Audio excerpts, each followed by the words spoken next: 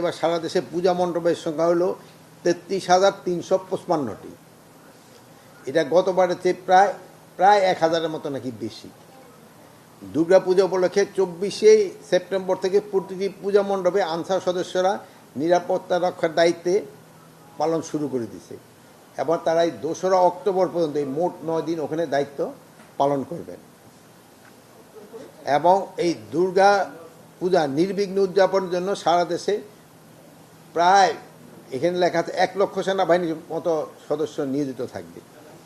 সীমান্ত সেনা এবং সদস্য মানে সশস্ত্র বাহিনীর সদস্য নিয়োগ থাকবে। সীমান্ত এলাকায় সারা দেশে প্রায় 2,857টি পূজা মণ্ডপে আইন শৃঙ্খলা পরিস্থিতি নিয়ন্ত্রণ করে 24টি বেস ক্যাম্প স্থাপন করা হয়েছে এবং সারা দেশে পূজা মণ্ডপের সার্বিক নিরাপত্তা নিশ্চিতে কাজ করছে বিজিবির 430টি প্লাটুন। প্রতিটি পূজা মণ্ডপে কমিটির 7 জন সদস্য পালাক্রমে 24 ঘন্টা তারা দায়িত্ব পালন করবে।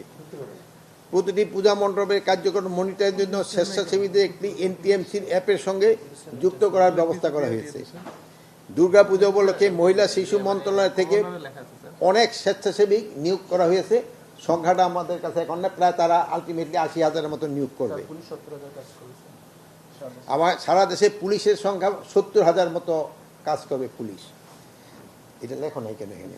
পূজা মণ্ডপের নিরাপত্তা বিধানে স্থানীয় গণ্যমান্য এবং ছাত্রদল তাকে অন্তর্ভুক্ত মনিটরিং কমিটি গঠন করা হয়েছে। প্রতিটা জেলায় জেলায় এটা কমিটি আছে। পুলিশ এবং অন্যান্য আইন শৃঙ্খলা বাহিনীর সদস্যরা গতবারের ন্যায় দায়িত্ব পালন করে যাচ্ছে এবং নিয়মিত টহল পরিচালনা করে। তাদের সংখ্যা প্রায় 70,000-এর মতো। ঝুঁকিপূর্ণ মন্দির পূজা মণ্ডপের গোয়েন্দা নজরদারিও জোরদার করা হয়েছে। সংখ্যাটা আমরা নিরূপণ করা হয়নি। সামাজিক যোগাযোগ মাধ্যমে শারদীয় দুর্গাপূজাকে কেন্দ্র করে সাম্প্রদায়িক সম্প্রীতি বিনষ্ট করার লক্ষ্যে দুষ্কৃতিকারী ও গুজব সৃষ্টিকারীদের বিরুদ্ধে কঠোর আইনানুগ ব্যবস্থা গ্রহণ করা হবে। আপনারা জানেন অনেক জায়গায় কিন্তু গুজব ছড়ানো হচ্ছে।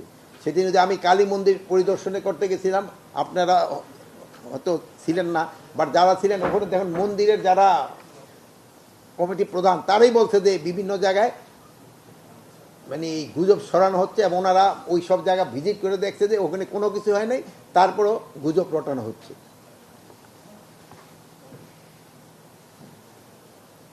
আর সামাজিক যোগাযোগ মাধ্যমে মিথ্যা ও বিভ্রান্তিকর তথ্য প্রতিরোধ করে জনসমক্ষে সঠিক স্পষ্ট বার্তা প্রচারের জন্য সকলকে নির্দেশ দেওয়া হয়েছে।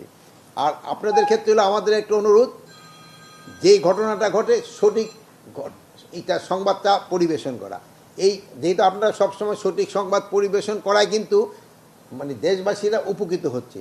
তা না হলে পার্শ্ববর্তী দেশ এবং ফ্যাসিস্টের কিছু দোষর সবসময় একটা মিথ্যা সংবাদ স্পেশালি ইউটিউব ফেসবুক এগুলিতে দিয়ে দেয়।